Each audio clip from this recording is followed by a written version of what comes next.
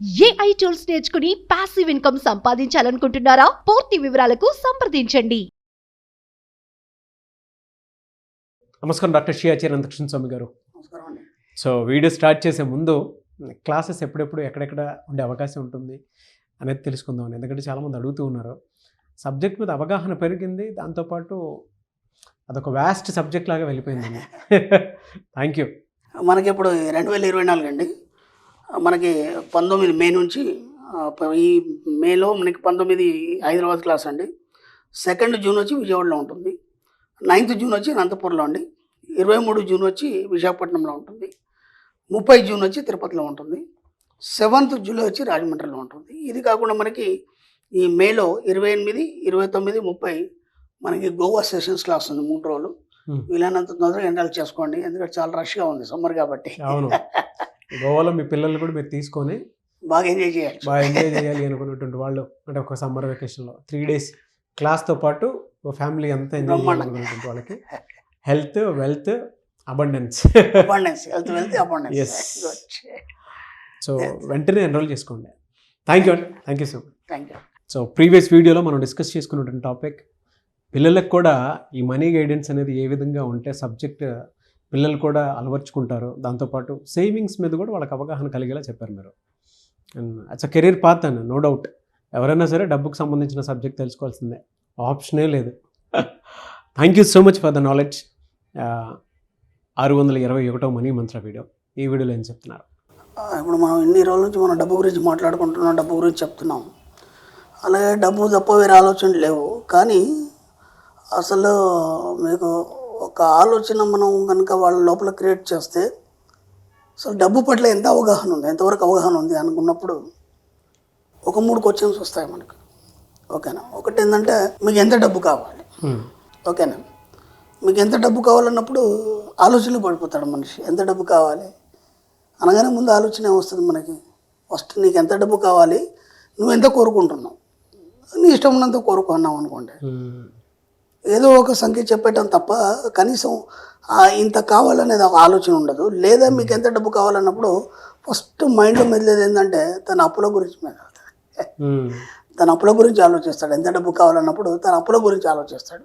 అవును. అంటే మనం ఇంత సబ్జెక్ట్ ఇచ్చాము, ఇన్ని రోజుల నుంచి సబ్జెక్ట్ అవగాహన వచ్చింది, ఎక్కడేం మాట్లాడాలి, ఎలా చేయాలి, ఎలా డబ్బును ఆకర్షించాలి, ఇవన్నీ చెప్పినా కూడా ముందు అప్పులే మైండ్లో వస్తాయి వాళ్ళకి. ఎందుకంటే దాన్ని ఇంకా డిలీట్ చేయలేదు వాళ్ళు. అర్థమైంది? ఆ తర్వాత అప్పులు అయిపోయిన తర్వాత వాళ్ళ అవసరాలు గుర్తుకొస్తాయి. ఇక్కడ మనం అడిగింది ఏంటంటే, నీకు ఎంత డబ్బు కావాలని అడిగినాం, నీకు ఎన్ని అప్పులు ఉన్నాయని అడగలేదు. అర్థమైందా? నీకు ఎన్ని డబ్బులు ఉన్నాయి, అప్పులు ఉన్నాయని అడగలేదు మనం. ఒకటి, నీకు ఏమేమి అవసరాలు ఉన్నాయని అడగలేదు.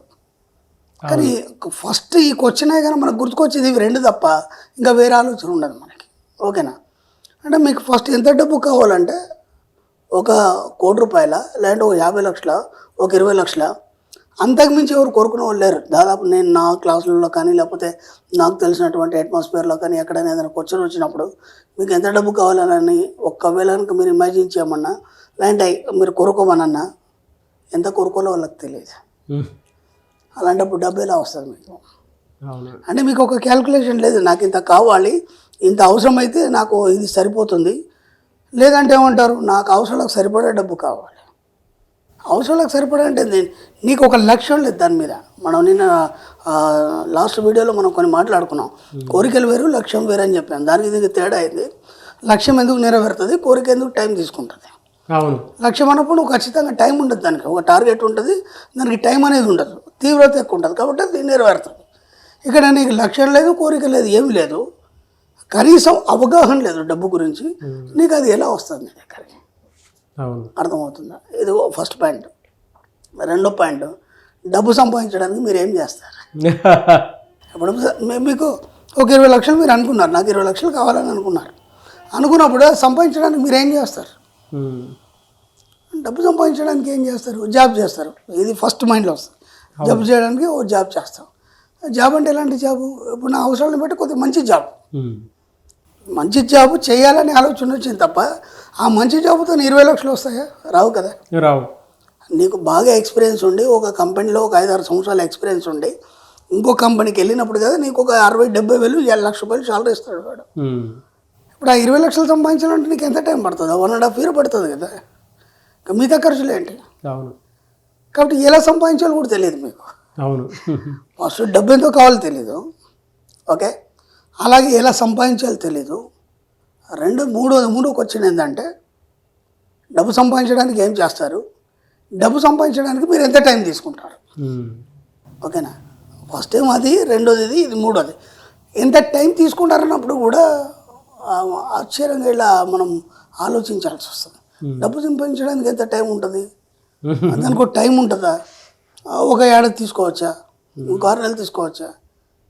నిజంగా ఇప్పుడున్న మన పరిస్థితులను బట్టి, ఒక మధ్యతరగతి ఆలోచన విధానాన్ని బట్టి ఒక జీవిత కాలానికి ఒక 20 లక్షలు కూడా సంపాదించలేడు మనిషి. అంటే తనకంటూ తన డబ్బును పట్టుకుని ఒక 20 లక్షలు చూడాలంటే ఒక జీవితకాలం పడుతుంది. కానీ మన క్లాస్లో మన సబ్జెక్ట్కి వచ్చిన తర్వాత 20 లక్షలు అనేది చాలా చిన్నగా అయిపోయింది, 1 కోటి రూపాయలు అనేది చాలా చిన్నగా అయిపోయింది. అలా తయారు చేసాం మనం. అంటే ఇక్కడ ఈ 3 క్వశ్చన్లలో నీ దగ్గర ఆన్సర్ లేదు, నీ దగ్గర డబ్బు ఎలా వస్తుంది? ఫస్ట్ నీకు డబ్బు ఎలా సంపాదించాలి, సంపాదించడానికి ఏం చేస్తావో తెలీదు. లాస్ట్ వచ్చేసి నువ్వు డబ్బు సంపాదించడానికి ఎంత టైం తీసుకుంటావో తెలీదు, ఎలా సంపాదిస్తావో తెలీదు, ఎంత కావాలి తెలీదు. ఈ 3టికి నీ దగ్గర ఆన్సర్ ఉన్నప్పుడు కదా దానికి తగ్గట్టుగా నీ పరిస్థితులు తయారవుతాయి. అవును. ఇప్పుడు ఏం చేస్తారంటే ఈ 3 క్వశ్చన్స్ మీరు రాసుకొని దాని మీద తీవ్రమైనటువంటి ఆలోచనలు చేయండి. అప్పుడు మీకు కదా అసలు దీంట్లో ఇంత ఇది ఉందా అనేది అర్థమవుతుంది మీకు.